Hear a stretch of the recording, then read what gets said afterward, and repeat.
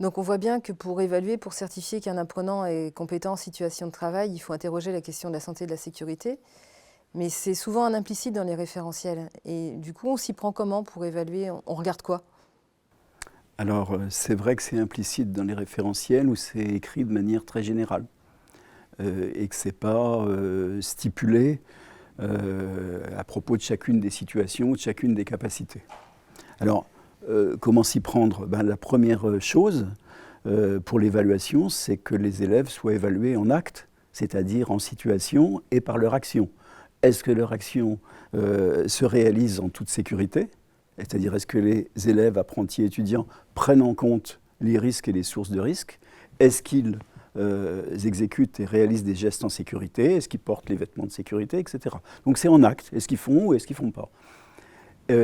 Donc c'est le premier point. Et puis le deuxième point, c'est évidemment de parler, c'est-à-dire d'échanger avec eux sur qu'est-ce qu'ils ont perçu ou pas, quelle prise d'information ils ont eue à propos de la situation, c'est-à-dire qu'est-ce qu'ils ont regardé, qu'est-ce qu'ils ont essayé de prendre en compte pour identifier la possibilité de risque.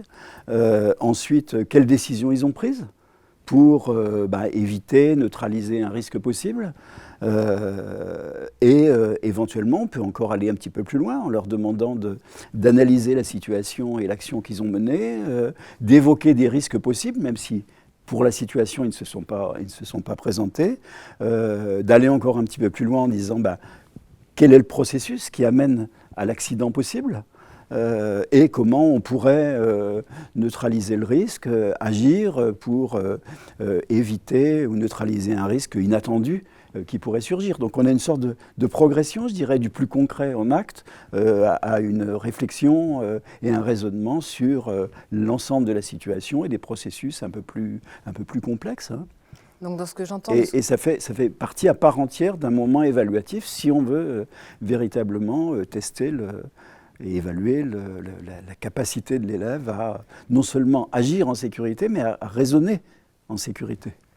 Donc ce que j'entends de ce que tu dis, c'est qu'en fait, un entretien d'évaluation type explicitation est tout à fait adapté Absolument. Pour vérifier la situation, la sécurité, même en dehors de la situation. Tout à fait, c'est une activité professionnelle à part entière. C'est une dimension de l'activité professionnelle à part entière. Donc l'élève peut être amené à expliciter la situation et évidemment expliciter ses prises d'informations, ses raisonnements sur la situation et expliciter son action. Tout à fait. Il n'y a aucune spécificité. Enfin, structurellement, c'est la même chose que la dimension de sécurité dans le travail que le travail lui-même, puisqu'ils sont indissociables. Simplement là, si on fixe comme objectif d'avoir des professionnels qui maîtrisent la sécurité et qui sont conscients de la sécurité, on est obligé de les évaluer et de les titiller, je dirais, sur cette dimension particulière. Merci.